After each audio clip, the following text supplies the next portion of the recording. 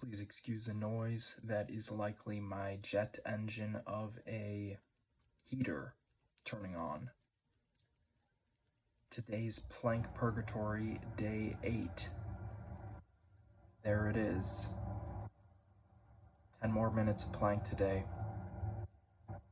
What can I say? Same idea that I've been having, basically. Do the squats, do the plank. Do the squats, oh, that's completely wrong. Do the push-ups, do the plank. 10 push-ups, 1 minute plank. That's the whole ordeal. That's what I've been doing for a few days now. I'm at day 8 now, and I'm still doing it.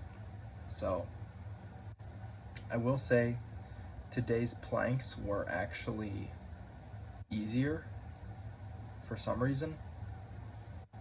Usually I'm counting either time in my head or I'm counting my breaths, and that's just to distract myself. Today I kind of just tried to empty my mind and suffer, and it wasn't that bad. It wasn't bad at all, honestly.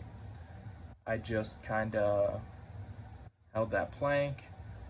I was making sure that my butt was up, so my butt is in a better position today. Also the knees are kind of weird because naturally your knees will want to bend just from the gravity.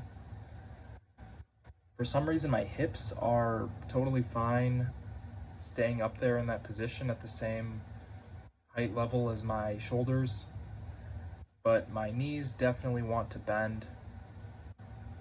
I think because of the gravity or whatever. There's definitely some bendage in the knees over time. I'm not keeping the same knee position from start to finish. Typically they're dropping.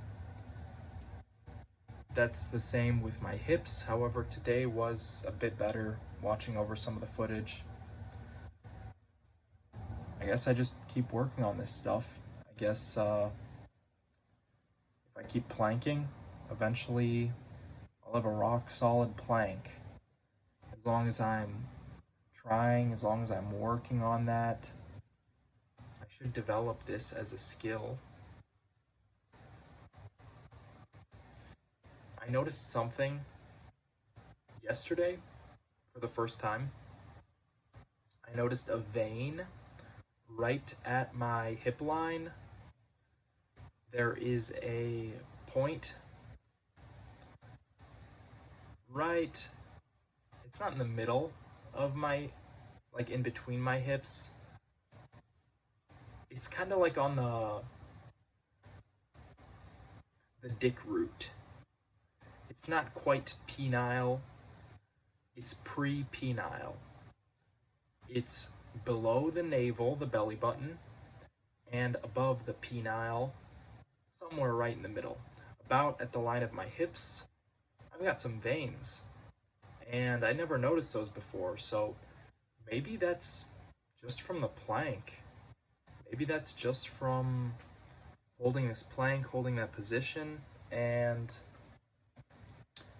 it's drawing some more blood. It's needing more blood in that area, I guess. Maybe just going down through my whole body, I'm needing more blood.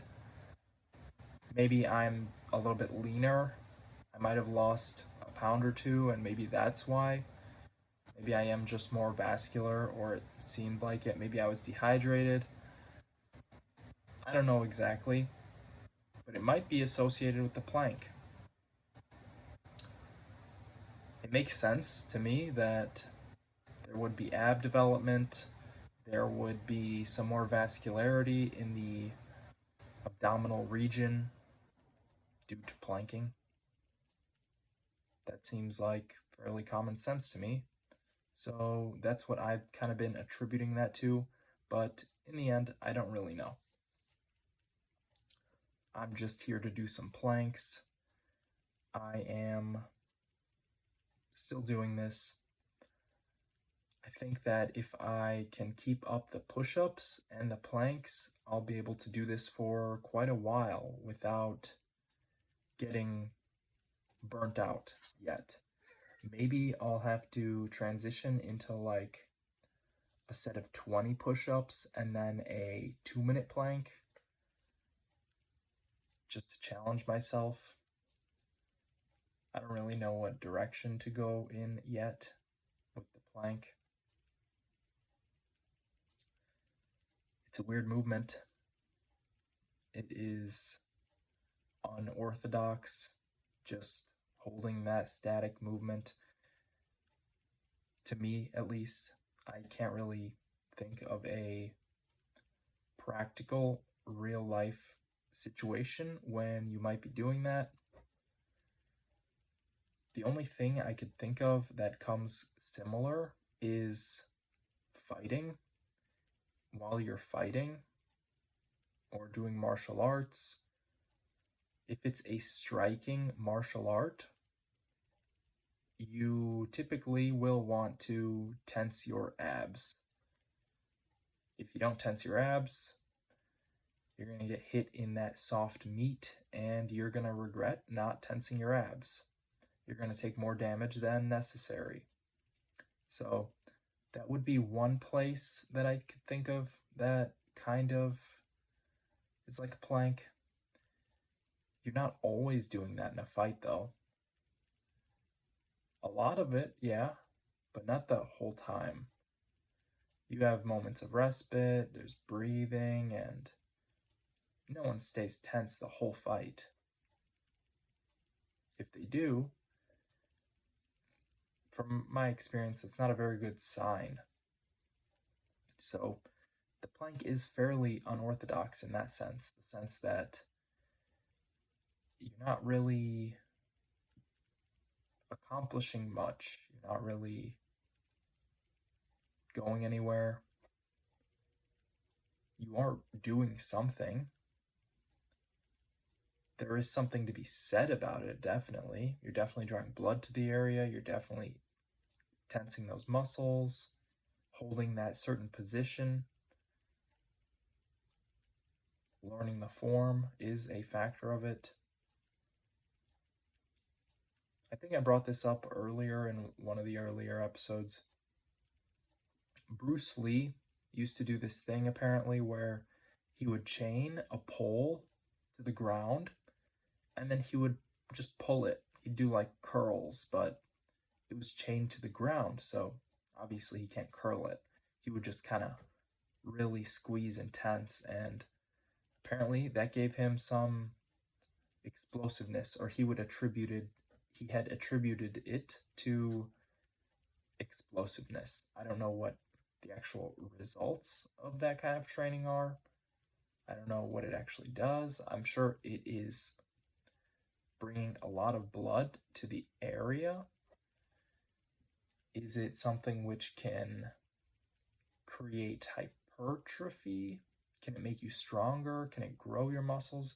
I'm assuming it would grow your muscles because you are bringing blood to the area.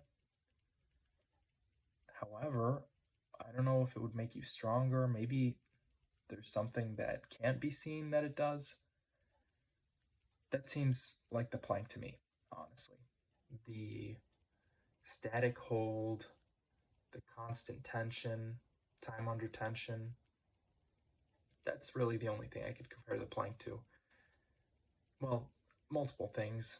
That specifically has a actual result that's been kind of tied to it, which is that it gives you some explosiveness. I don't know what the plank would do. I don't know what horse stance necessarily does, or a wall sit. I don't really know. I mean, they do draw a lot of blood to the region, but what is actually the result of that? Maybe you recover better in that region. Maybe you do gain some bonus, something from doing it. I know there's a lot of bonus to doing those things like horse stance and wall sits, and even the plank, so there must be something going on. Honestly, I just need to do some research. This has been Plank Purgatory Day 8. Bye.